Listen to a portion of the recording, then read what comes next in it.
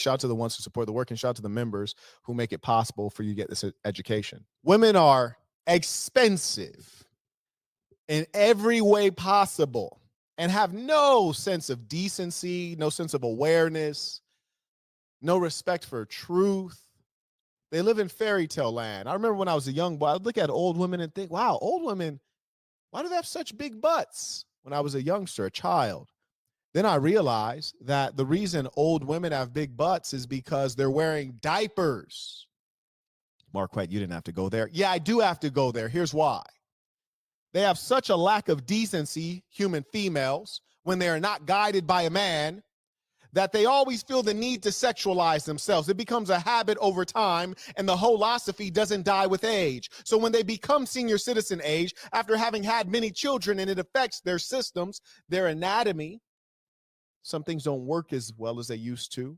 Sometimes they have a hard laugh. A little bit of urine comes out. They experience incontinence earlier than men and in higher rates than men. Men are far more durable, more valuable. Yet they don't want to behave based on the truth of human existence. So they're still wearing tight pants. They're experiencing incontinence, and they're wearing diapers underneath tight pants, which is why they all look so weird. It's like, shorty, you're old, you're elderly. Why are you still wearing tight pants? And more importantly, you're wearing tight pants while also wearing a diaper. It's disgusting, love. Have some decency. But they have no decency. You see, maybe if when they were younger and they were rightly guided or forced, they wouldn't dress like a slore. So that when they are in old age and they are wearing diapers, because it's coming for all of us, they'd have some decency not to still be dressing like a teenager in tight pants. And there was a time that women didn't wear pants because it was viewed as a masculine thing to wear pants. Come on now. As I said, they are a financial burden in so many categories. Secondly, they're a burden to your sense of security.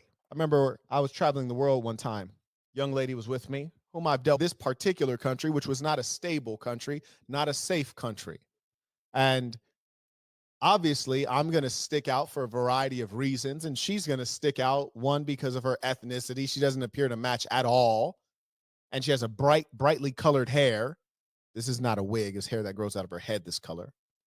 And she's a good-looking, small woman. I say, you cannot go. You will be sent back to America. She says, why? I want to go. I bet you do, but it's not safe. I'll be with you. Ha, ha, ha, ha. Yes, I am your protector. I can protect you. But would you put both of us in greater danger? You would put both of us in greater danger. You will bring challenges upon us which are not necessary. You will go back. You see, there are places in this world that are very dangerous, where women will be taken advantage of for their sexual appeal.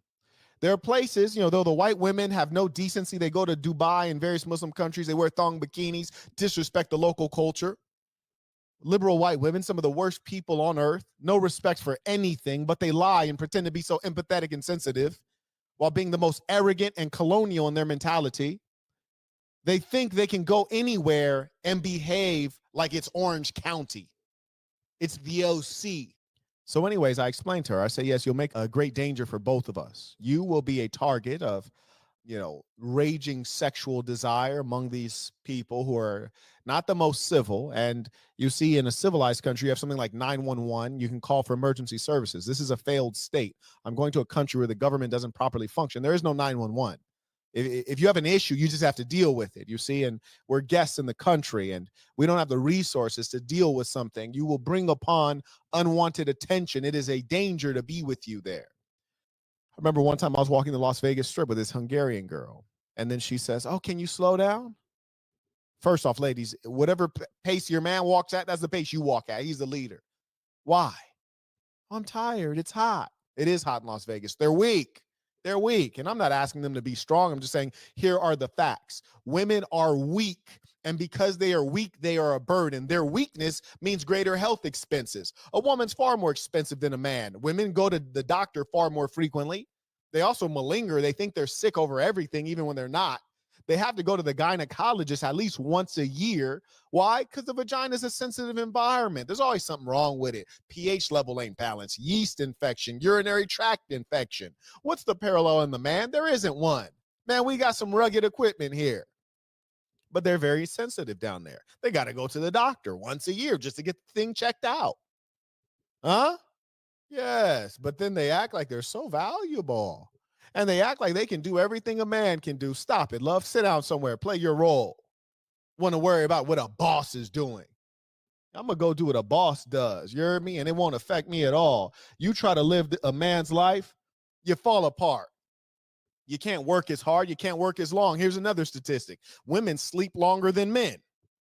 Partially because they're thinking 1,000 dumb thoughts per minute. 1,000 of them. Yes, they have to sleep longer than men, which means that generally they're probably going to work less. They're less inclined to work. They don't know how to work and earn, but they love to spend. Not all of them, just most of them. They're a great burden. Your physical security, if you're out in this world, I remember one time I was in Hollywood, California with a thought. Shorty was definitely a thought, and her homegirl was with her too. So it's me and two thoughts, attractive thoughts. One of them has the side titty out. Like, Marquett, side titty, what's that? You know, when the girls go and they get breast implants, but because their cup was so small and the implant was essentially too big, it causes the implant to kind of move to the left, and it's quite stiff. And so what they'll do is they'll wear those dresses where it kind of like has a cut out on the side, so you can see that side titty. And the side titty it's quite attractive, even though we know it's fake. So anyways, they're out, and one of them has a side titty out. I'm with these two chicks, you know, just keeping it player. And of course, they're attracting a lot of unwanted attention. And in that case, they were trying to do it. You know, they were seeking attention with their outfits. Puts me at risk. Another time, I was with my shorty in Texas a while back. I don't deal with this chick anymore, super slower. And she's turbo thick. We're out at a corner. Man, everybody's staring at her butt. I think the bus driver was driving down the street, like, slow down the bus. She was so thick. It's a burden to me. It reduces my ability to be safe. It makes it harder for me to be a protector of you. You dressing like a thought. You wearing unnecessarily short shorts. You wearing unnecessarily tight pants. You make all of us less safe. So I'm supposed to go be a crash dummy because you don't have the decency to cover up. I shouldn't have to cover up. Okay. You live in fantasy land, huh? I guess there are not persons on the planet Earth who are APE women. So I encourage you to take that outfit, and since you shouldn't have to cover up, let me direct you to a place called Skid Row. And while you're down there on Skid Row, you go ahead and find yourself a couple dark alleys and walk through them. You know, go ahead and walk, take you a 30-minute walk, and let me know how that turns out, since you shouldn't have to cover up. It's called the real world, dear. Yes, they are a burden to men, for when you are dealing with a woman, you have essentially signed up to be her protector. And that is pretty much a blank check for her. Despite her foolishness, her bad decisions, her promiscuous dress, you have decided to be a protector even though she invites danger. That's a burden to you as a man. That is a threat to your life and safety and your freedom. Then you have the aspect of emotional stability. How a woman can be a burden to a man emotionally, destabilizing you emotionally with their dramatic spells and their dramatic cycles. And here's the worst thing. She could be the most reasonable woman, but they are biologically on a cycle that is going to cause interruptions in what we would consider stable emotions. They're wired for that. So how is it that they can pretend as though they're going to stand on equal footing with you as a man? They can't. There's a predictable cycle in which their emotional stability will be interrupted. And you have to deal with that. That's burdensome. You honor them by dealing with that. But for some reason, they've gotten really hyped up on this idea that they're adding so much value. All of their shortcomings or all of the challenges that they bring to the table are somehow forgiven for intercourse. And let me teach. What they don't realize is that if you don't provide much beyond your vagina, you are so valueless because one can go and purchase that which you're providing, which is merely vagina. That can be easily purchased. Conversely, if you say, well, Marquette, can't the woman go purchase what the man provides? Hey, love, go tell me where you can easily purchase security services who will risk their life for yours on a 24-hour basis, no matter what the issue is. And go tell me where you can go find a man who's going to give you guidance, leadership, and emotional stability. You can't buy those things, huh? Go find me where you can go buy a guy who's going to provide for you financially and love you, and you love him back.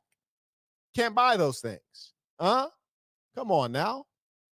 They try to match it up, but it doesn't match up because the math ain't mathing.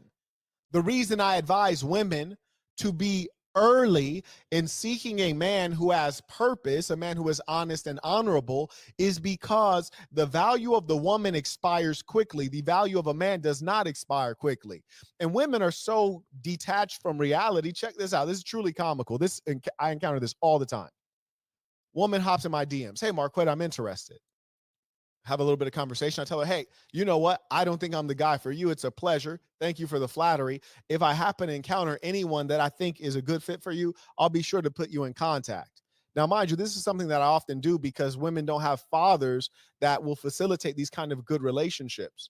And if I meet a woman who seems like a good person and I meet a young man that's pursuing a good woman, I'm happy to make that introduction and that connection to facilitate family and growth among the saints, right? I'm happy to do it. And this is what we should do as stewards in the society. But she'll say, well, why am I not a good fit for you? And I'll just keep it a bean with her. Well, because of this, and this, we're not aligned. I say, but tell me, what are you looking for in a man? They'll say, okay, well, he has to be this tall. He has to be this, he shouldn't be any older than 28. And I'm just like, why would you come? I was like, I'm older than 28. So, oh, you are? You dumb. What do you mean, oh, you are? Like, don't you know how to use Google? You can find my age in the black box. For those of you who are interested, my age is clearly stated in the black box. You can get on Amazon. Now, here's the point. Women are just so detached from reality. They'll talk to me talking about, I can't date a guy older than 28. I'm older than 28, and they can't properly perceive that, which is to say there are two areas in life that I see consistently. They're very detached from reality. They don't know what 30 looks like in a man who's living well. They don't know what 31 looks like, 32, 33, 34, 35. They don't know what $100,000 lifestyle is. They don't know what $1 million lifestyle is. They have not the foggiest idea. So the challenge is that they're like, oh, I need a man who makes six figures. Well, they've never made six figures. They've only made like 30,000 per annum. So they don't actually know what six figures gets you, especially if we're talking about low six figures. It doesn't get you much. You hear me? No, I spend that easily on a couple vacations. Yeah, you see me travel the world, 3 trips. I spent that easily. So the lifestyle that women are actually seeking is not even $1 million lifestyle. It's a multi-million-dollar lifestyle. They're looking for a guy who has access to tens of millions of dollars. This is true because the things that they see on Instagram, they don't have a sense of how to price those things. Like if they see the Maldives, they're like, oh, that's so gorgeous. We should go to the Maldives. They don't realize, okay, we're both going to the Maldives. We spent $12,000 to fly there, right? Because that's not a big airport now, is it? So we spent $12,000 just to get in there.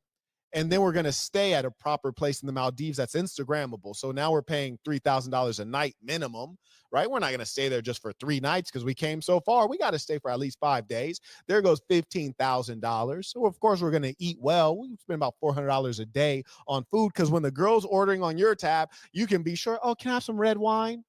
And the waiter comes back scamming you. Oh, would you like a refill? Absolutely, she would like a refill. Yeah, you spend a minimum of $400 just in food every day.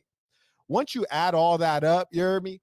You need at least $10 million lifestyle to deal with these broads. But here's the worst part. Check this out. They want you to be worth at least 10 million, but at the same time, they want you to never have to work. So you can give them oodles of attention. You can constantly travel. You can constantly be on vacation. You can constantly be a fun guy who can go and do all these activities. Isn't that magical? They expect you to have money without having to work for money. Come on now. Listen to me.